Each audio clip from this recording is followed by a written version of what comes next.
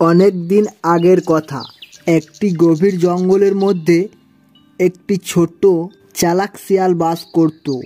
শিয়ালটি ছিল খুব চালাক আর খুব বদমাশ। তার মনে সবসময় শুধু দুষ্টু বুদ্ধি। একদিন শিয়াল বনে ঘুরে ফিরে সে খাবার পায় না। তাই সে চিন্তা করতে করতে তার মাথায় একটি দুষ্টু বুদ্ধি চলে আসে। আর সে বনের মাঝে একটি বড় গর্ত খোঁড়ে আর তার ওপর কিছু লতা পাতা চাপিয়ে গর্তটাকে আড়াল করে দেয়। এরপর সে কিছু ভালো মন্দ খাবার নিয়ে আসে, এসে তার ওপর রেখে দিয়ে সে পাশে লুকিয়ে থাকে।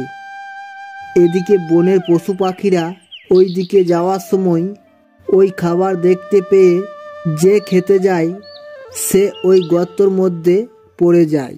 তখনই শিয়াল এসে তাকে ধরে খেয়ে নেয়। তারপর বলে, বাহ বাহ, বুদ্ধিটা তো ভালোই করেছি। কষ্ট করে আর আমাকে খাবার ধরতে যেতে হচ্ছে না, এখানে বসেই খাবার পাচ্ছি। আহা কি আনন্দ, আকাশে বাতাসে। এইভাবে কয়েকদিন চলতে থাকে। হঠাৎ একদিন বনের রাজা সিংহের চোখে এই দৃশ্যটা পড়ে যায়। তখন সিংহ তার সেনাপতিকে বলে, বনে সবাইকে ডেকে আনো। সেটা শুনে সেনাপতি সবাইকে ডেকে আনে।